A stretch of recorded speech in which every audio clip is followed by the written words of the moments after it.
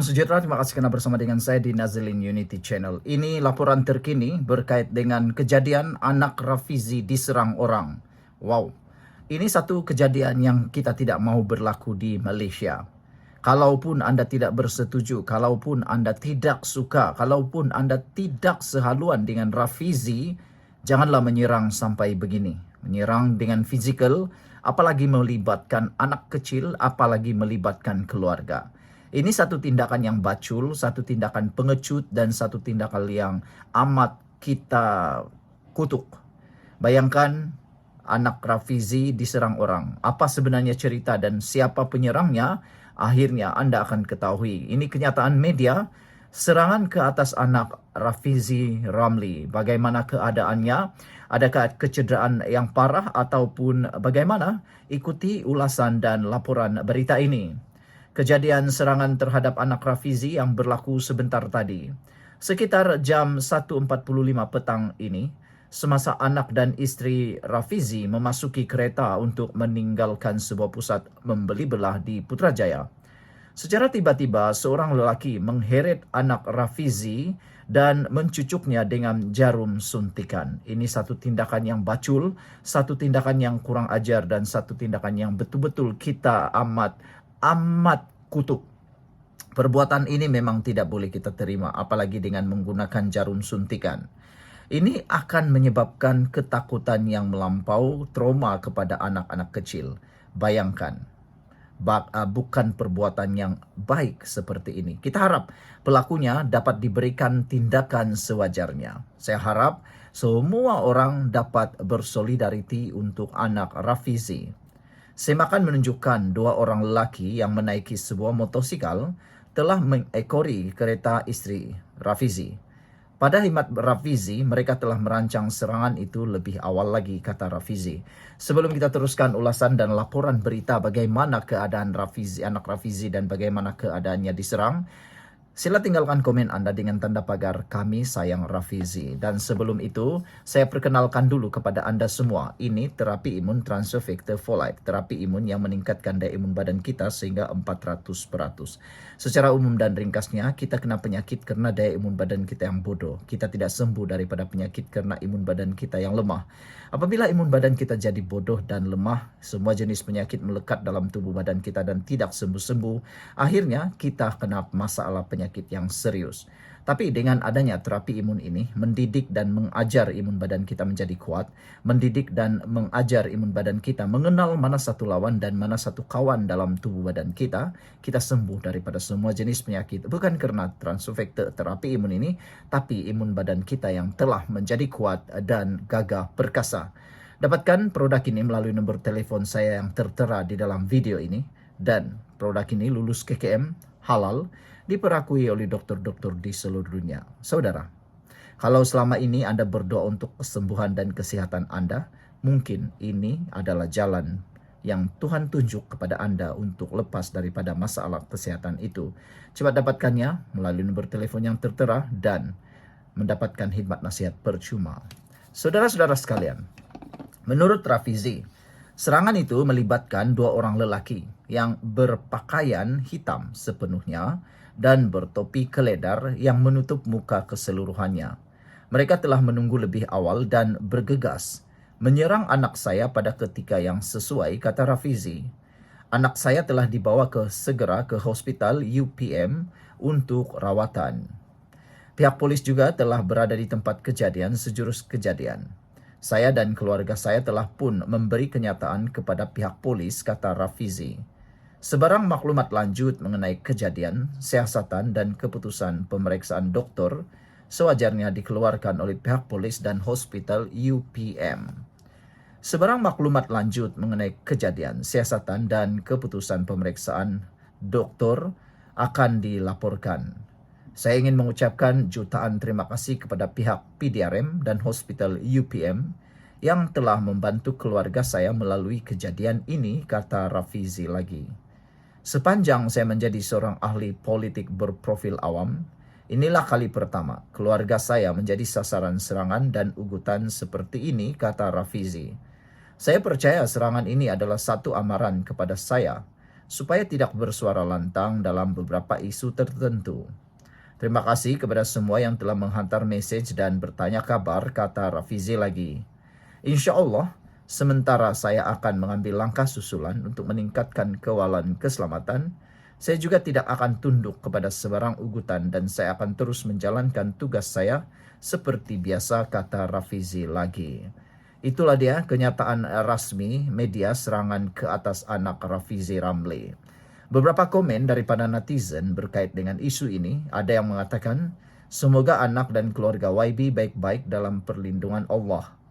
Tak gentleman lah, musuh ini melibatkan anak yang masih bawah umur, kata Sahizat. Kalau tak puas hati sekalipun, jangan libatkan anak-anak kecil, kata beliau lagi. Seorang lagi netizen dalam ruangan komen di Facebook Rafizi Ramli memberikan kekuatan kepada Rafizi. Kata beliau, walaupun banyak perkara yang saya tak bersetuju dengan YB, tapi menyerang secara fizikal, khususnya kepada ahli keluarga dan kanak-kanak, adalah satu perbuatan pengecut, bacul, dan kurang ajar, kata beliau. Izan MA menyatakan, semoga di dalam lindungan Allah sentiasa keluarga ini dipermudahkan segala urusan. Moga baik-baik saja keadaan anak YB, amin, kata beliau. Semoga YB, Rafizi Ramli, sekeluarga berada dalam lindungan Allah SWT, kata beliau lagi. Saudara-saudara sekalian, Herman Page kata, ini bermakna saudara sedang melakukan perkara yang benar. Dan ada orang tertentu sedang rasa terancam, kata Herman. Semoga Allah melindungi saudara sekeluarga. Muhammad Salim kata, semoga YB, sekeluarga dalam lindungan Allah, serta dimudahkan segala urusan. Sekian dulu untuk kali ini. Jangan lupa tinggalkan komen Anda. Sila tekan butang subscribe. Kita jumpa lagi. Bye-bye. Salam sejahtera. Terima kasih karena bersama dengan saya di Nazilin Unity Channel. Ada netizen yang agak berang dan ada juga netizen yang agak suka dengan keputusan yang baru diumumkan ini. Diumumkan sebentar tadi bahawa pengetua dan warden sekolah di mana tempat Zara Khairina bersekolah dipindahkan ke JPN. Ada yang berkata, adakah ini satu tindakan wajar atau ini satu tindakan yang terdesak? Walau bagaimanapun, tindakan segolongan sekumpulan manusia, sekumpulan orang yang ingin membuat himpunan di hadapan sekolah, itu satu tindakan yang benar-benar tidak wajar. Kerana tindakan itu tidak akan dapat mengembalikan apa yang sudah berlaku. Tetapi ianya akan membuatkan sekolah itu akan terdedah kepada gangguan. Khususnya para pelajar yang ingin menduduki peperiksaan SPM tak lama lagi. Bayangkan bagaimana terdedahnya pelajar-pelajar itu kepada gangguan, seakan-akan satu rusuhan. Diharapkan himpunan di hadapan sekolah itu tidak diteruskan. Cukuplah berhimpun di padang daerah kah, di parking kereta besar kah, di dewan kah, atau di mana-mana pun boleh. Tapi untuk melakukan himpunan di sekolah, itu hanya satu tindakan yang bodoh dan sia-sia.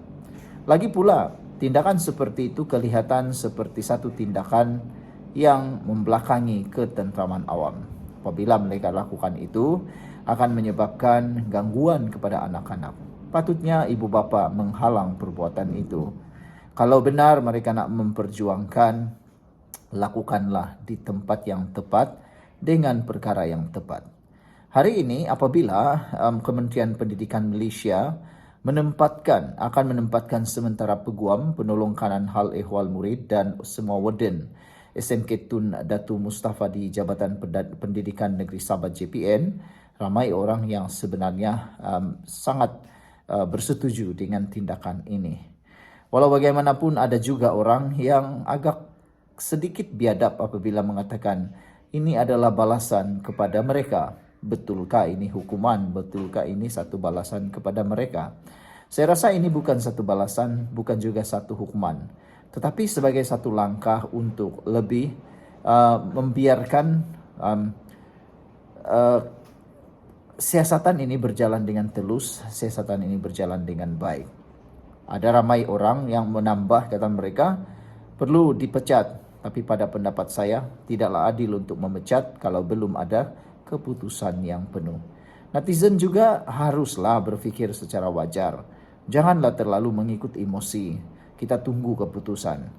Kementerian Pendidikan dalam satu kenyataan memaklumkan keputusan itu diambil susulan pengumuman pihak polis bahwa pasukan petugas khas telah pun mengambil alih dalam siasatan itu, yaitu petugas khas daripada Bukit Aman. Bagaimana pula pendapat anda semua? Tindakan membuatkan provokasi seperti ini adalah tidak wajar. Tindakan provokasi terhadap sekolah juga adalah tidak wajar. Kita memang sama-sama mahukan kebenaran. Kita memang sama-sama mahu ada satu tindakan, ada satu keputusan yang tuntas dapat diperoleh. Kita mau ada satu keputusan dan juga dapatan pengumuman yang lebih tuntas. Tapi tidaklah sampai menyerang sekolah. Tidaklah sampai berhimpun di hadapan sekolah.